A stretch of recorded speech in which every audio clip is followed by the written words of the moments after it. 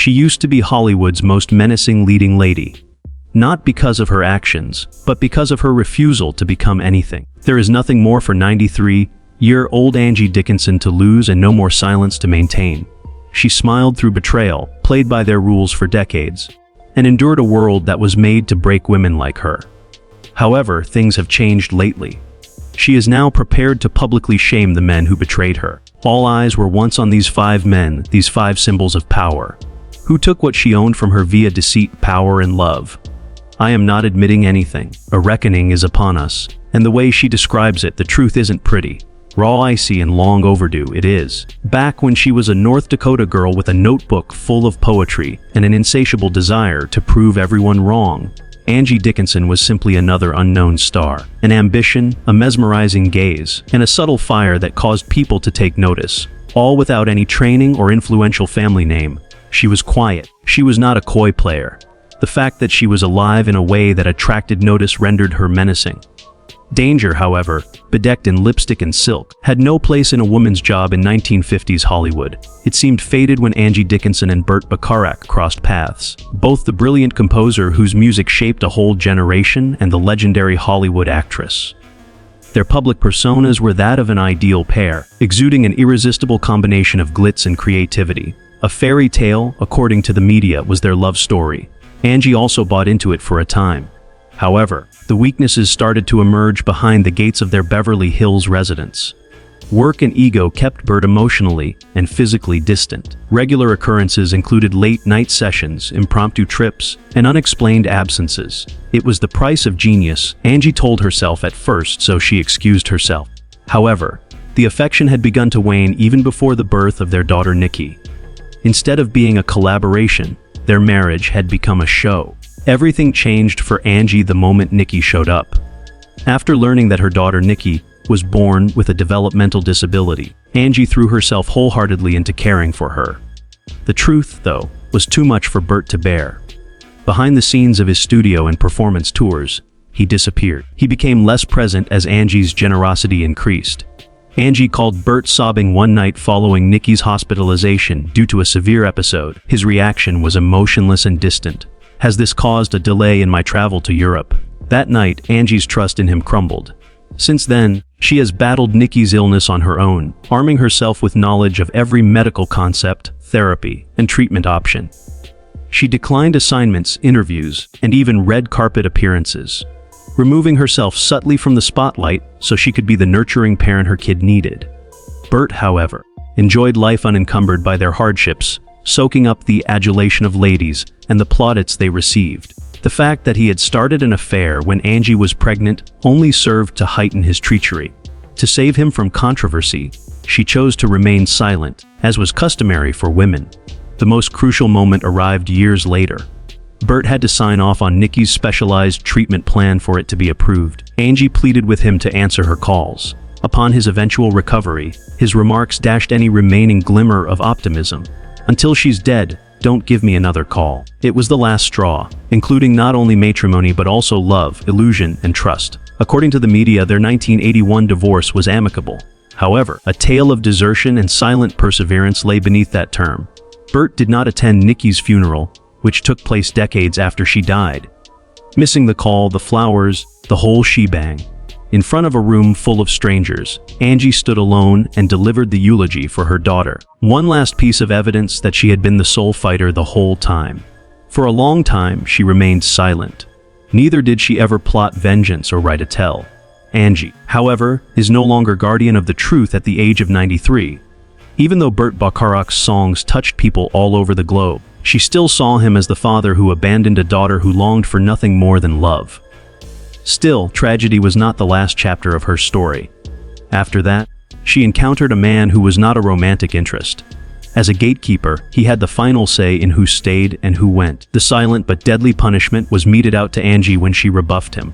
A single man, a single choice, a single repeal. Hollywood operated in that manner, and its once shining star, Angie Dickinson, discovered that a woman's ability and attractiveness were no match for the silent strength of a man who desired her removal. Frank Sinatra was the next person she met. They were dubbed the golden couple by the world, yet anything may burn. The publications were wrong about Frank's feelings for her. Hers was his. He was a prince once upon a time. Every morning, flowers and candlelight meals where the waitstaff was afraid to breathe, at points that seemed like movie sequences. And Angie thought it for a time. Love and freedom, she thought, were possible. However, the curtain rose quickly. He misses. A voice was spared. He simply plucked her apart. Each time she moved closer to being self-sufficient. The script vanished the moment she agreed to play a role that involved kissing. All of her loved ones disappeared along with her attempt at independence. The man she loved, Frank, wasn't the only one. He was the one who criminalized her independence and hushed her voice. Broken picture frames and an icy silence greeted her return home after she signed a transaction he disapproved of. She was more of his property than his lover. In Hollywood, they were dubbed the ideal couple, the storybook romance, and the golden pair. Her smile belied the terror she was hiding from everyone. While the cameras weren't rolling, her laughter quivered. It was necessary to quantify every look, gesture, and phrase. She had to clear every male she worked with, and the retaliation was swift and exacting whenever she ventured to resist, even little, even once. It only took Frank a single phone call to ruin the agreements. After a single act of rebellion, the offers quickly faded. There was no yelling or slamming of doors when the moment that broke her came. It crept up in the shadows stealthily. Even though it was just 2 in the morning, Angie had just landed her dream role in a critically acclaimed picture. However, Frank was more concerned with maintaining control than with her accomplishment. In a single sentence, he ended her future as he picked up the phone, his voice steady and pleasant. If you want her to stay in that film, her career is over. Her role was eliminated by sunrise. No explanation, no remorse, simply quiet. In that moment of stillness, Angie grasped the depth of his devotion. Not her essence, not her very being, but the authority to determine her moment of glory. Neither love nor fear kept her from leaving, but she lingered for a long time because she held on to the hope that the man she had met at the beginning would return. His actions were always non-existent. Even after he passed away, he remained a specter that consumed her. He remained with her even after their story came to a close. No longer will you get any phone calls. Requests for attendance vanished.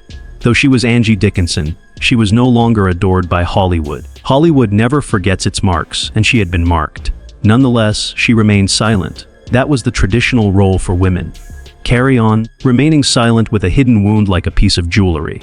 Silence, however, does not cure. This is ferocious. And now, at the age of 93, she has had enough of denying its existence. She disappeared under Frank Sinatra's gentle nudges, the guy whose love song sent shivers down everyone's spine. Violence was unnecessary for him. Far more powerful was in his possession. An ear that was heard by all. Not her will, but her position as a mother, was shattered by the guy who followed Frank. A father who disregarded a youngster who had no voice in the matter and abandoned her in addition to her. Once, Angie's career had been lost, but the events that followed almost damned her. The parent whose child's husband abandoned her. Throughout her life, Angie Dickinson exuded an air of effortless grace, even when faced with the most difficult of circumstances. She was a fascinating character on TV, the type of woman who could hold everyone's attention without uttering a word. Her demeanor off-screen was frequently misunderstood as serenity. However, such emptiness was not tranquility. Succeeding was the only goal. She had mastered the art of masking her pain with an air of poise and confidence, smiling even when she felt too ashamed to speak her true feelings. Reason being, she believed that showing emotion was a sign of weakness, and that a woman should never be vulnerable. Behind every picture shoot, interview, and picture, perfect red carpet entrance, there was a lady attempting to mend something that was already broken. She had lost everything: her family, her reputation, and her work. Jack Webb was his name. He was a realist icon who introduced viewers to characters with heart and guts, and he was widely hailed as a trailblazer in television. He influenced the society of his time, became known as a no-nonsense genius, and defined an entire generation with his hit songs. He served as an intermediary for aspiring actors. Angie Dickinson thought he was worse. This proves that no Hollywood lady was ever really protected. Early in her career, they began to connect. Angie was being considered for a recurring role in a new crime series that Jack was casting. In his office, where he kept pictures of the famous people who owed him money and scripts, they got together. With an air of self-assurance and command, Jack talked in brief, choppy phrases. He complimented her recent work and informed her she possessed a unique quality that set her apart from others. Feeling confident in her casting, Angie departed from the meeting. There was a solid audition, good chemistry, and a sense of harmony. The phone, however, rung later that night. None of Jack's producers, though. The point was plain. Unfortunately, the position had been filled. Just finality, no explanation, no apologies. Her agent had expressed optimism about the situation hours before. Thus, what transpired? The solution emerged subtly during supper with a friend who was involved in the background. A move had been made by Jack. Neither was it loud nor crude. This test of power was understated and understated. Thinking that professionalism would suffice, Angie had declined. However, Jack took rejection very personally. There was a 24-hour window in which 3 of her forthcoming roles vanished. Things for which she had spent weeks planning have mysteriously vanished. Then, for no apparent reason, confirmed meetings started to vanish. No one picked up the phone. No one responded to my emails. The lack of sound was too calculated to be an accident. It wasn't until then that Angie realized it wasn't due to a subpar audition or a revised script. There was just one man, one option, and one penalty. Jack refrained from approaching her. Nothing was spoken or threatened by him. Like checking her name off a list, he silently and effectively deleted her. She remained visible to the public. She disappeared from a system that sustained Hollywood's acting community. Directors of casting ceased contacting. Studios cast her in parts that were a slap in the face to her accomplishments. She has played supporting roles, cameos with a single line, and mother roles to actors who are barely her age. For a while, she was in the spotlight. She was now being relegated to the periphery. At the same time, Jack Webb continued to climb, gaining greater recognition, authority, and esteem.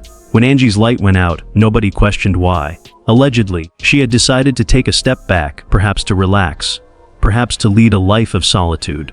Nobody dared to speak out loud about the reality, though. It took courage to criticize Jack Webb in Hollywood.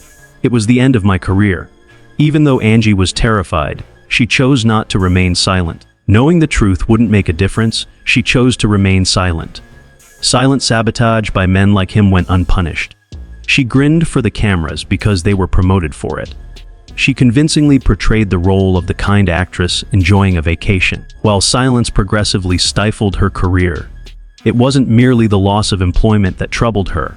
It hit her like a ton of bricks. All her hard work and risks may be ruined in an instant by a complete stranger. She thought her name had significance and that her contributions had secured her a spot in Hollywood lore. Respect, however, was never guaranteed, and fame was ephemeral. That is, not when secret negotiations were taking place. A lot of time went by. Jack Webb dropped out of the news. Legendary and revered as a trailblazer, he passed away in 1982. His programs were rebroadcast and his legacy was lauded. Still, Angie kept in mind. Not because I wanted revenge, but because I couldn't stop it, so I remained silent. She refrained from publicly denouncing him in interviews, litigation, or books. On the other hand, she realized that other women and careers would be quietly buried in the same way, so she kept the narrative alive in her private life. Not out of anger, but as reality. Even though she is 93 years old now, Angie no longer whispers. She expresses herself clearly since she has nothing to hide. She was more than simply a cog in Jack Webb's wheel. He changed her life's trajectory. Bitterness is not what she calls it. Her term for it is memory. Plus, she now realizes that it was never just her. She had heard the whispers for years in gloomy corners of industry events, behind the slick grins at award shows. Anecdotes of ladies who declined and then disappeared. Persons' names removed from rosters for auditions. Professions abruptly ended. Only a few returned, while some subtly faded away. Others changed their identities and pretended they had never dreamed. But Angie stayed. Not because she had any debt to Hollywood, but because she would not allow them to obliterate her entirely. To fit in, she adjusted. She went for parts that weren't as dramatic but had more meat. Audiences gradually recalled her significance. Still, the scar never fully recovered. Not because she sought atonement, but because she was rightfully entitled to an opportunity that had not been taken from her. This section of her narrative is about more than just Jack Webb. It's about a system that's set up to keep the powerful in power and keep everyone else in the dark.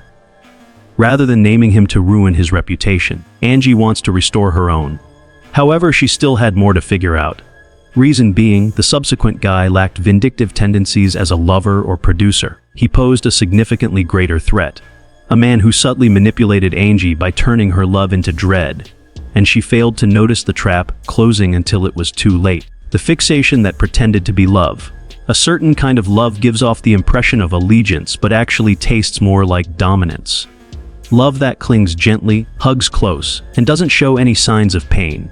Exactly 4. Neither her heartbreak nor her career were caused by Angie Dickinson, the most dangerous guy she had ever known. It was the man who pretended to be her worshipper, and who adored her possessively, watching her every action. Larry King was his name, and Angie came to realize that what he meant by love was actually a form of captivity. She had just gone through a divorce, and was exhausted from being the center of attention when they met. She needed peace and quiet badly. Larry was different. He was kind and considerate, and he could see through the glitz and glamour. Neither fame nor power drove him to pursue her. As he listened, he experienced the sensation of love for the first time after years of being adored for her appearance.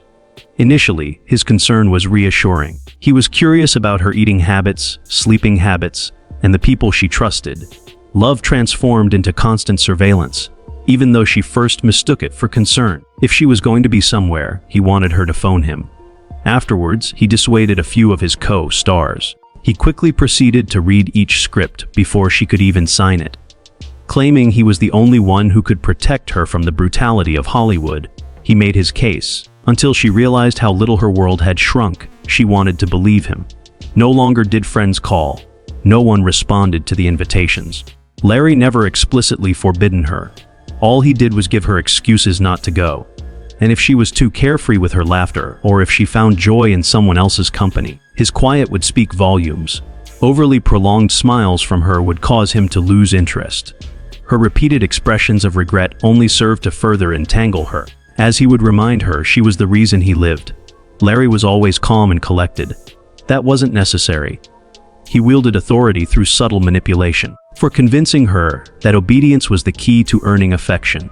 He subverted care for others into dominance and monitoring for himself. Her every pause and breath was scrutinized by him as if she were a subject in his study. He lost it as soon as she disregarded his unspoken guidelines. He bashed his skull against a mirror once during a minor fight, whispering that she was his sole source of survival. He had blood streaming down his cheeks. It wasn't that Angie didn't perceive the threat, it was just that she lacked the vocabulary to describe it. Emotional abuse was taboo subject matter in those days. The world presumed you were safe if there were no bruises and no police complaints. However, it was not the case. Suddenly, she vanished. She uncovered a small microphone tucked down behind her car seat one day. His denial was non-existent when she challenged him. Claiming it deepened his understanding of her, he referred to it as closeness. Whether she was more terrified or devastated, she couldn't tell. Every time she attempted to depart, he would come back, weeping and pleading, and send letters brimming with heartfelt regrets and assurances of eternal love. However, love had faded. Obsession was the word. A missed call was the final straw. A meeting that could have rekindled Angie's career had taken place while she was there. All of her photographs of them were destroyed, and her writings were torn to shreds when she returned home. She remained silent that night as he stood amidst the rubble and declared, "If I can't be in your life the way I need to be, I don't want to be in it at all." She did nothing except lie there, racking her brain for the exact moment she had given up her independence. However, a distinct moment did not occur. Under the appearance of dedication, everything had occurred covertly. Her departure was made the following morning. Neither an argument nor an emotional farewell. She gathered Nikki into a little bag, slipped into an apartment where she would be completely invisible. She drew the shades and did not turn on the phone for weeks. She needed physical separation, not just from him, but also from the past self who had conflated dominance with nurturing. Those who knew her at the time would wonder why she kept quiet and never revealed the whole tale. One thing Angie did mention is that it's not always easy to put your finger on exactly what happened until it's over. Then you'll be too exhausted to provide an explanation. She has now stopped hiding from the people who tried to crush her light, and she is 93 years old. She expresses herself with empathy rather than wrath. Her departure would have been expedited if she had been aware of what she knows today. And maybe if her story reaches someone who also experiences that kind of subtle terror, they may also find the strength to go. However, the betrayal did not end with Larry. She believed the source of that one to be trustworthy. Friend rather than spouse, lover, or husband-to-be. Under the bright lights of the studio, a man grinned at her before uttering one word that humiliated her in front of millions. There was a man named Johnny Carson. He wanted to honor her legacy, so he invited her to appear on his program. The lights onstage were glowing. The assembled multitude stood up. The ovation was deafening. Angie was prepared to take what was rightfully hers as she stepped forward. Johnny leaned in for a camera, ready embrace before she could speak, whispering, "I just saved you from being humiliated. Don't make me regret it." Someone had shown him a leaked clip earlier that day, an old interview in which Angie mentioned a now disgraced producer she had worked with before. The video was never shown, not out of concern for her safety, but rather to seize the moment Johnny hit it.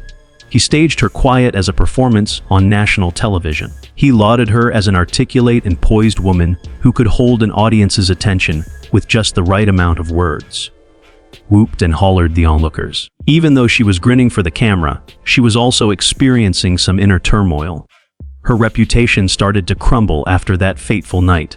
Please do not nominate, call, or invite anyone.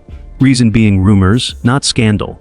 The headlines aren't the source of exile in Hollywood. It is the result of covert communication between strong persons. In her memory, Angie always remained vivid. Instead of rage, she carried it as truth. She breaks the silence now at the age of 93. She has no desire for pity or atonement. She is taking back her narrative. Rather than being daggers, the names she uses are mirrors that reflect the underlying brutality behind the surface. Her narrative goes beyond mere confession. This is evidence. Listen to her voice if it touches you. Spread the word, because there are untold tales behind every brilliant star that the world was never meant to know. Furthermore, Angie Dickinson has resolved that she will not forget.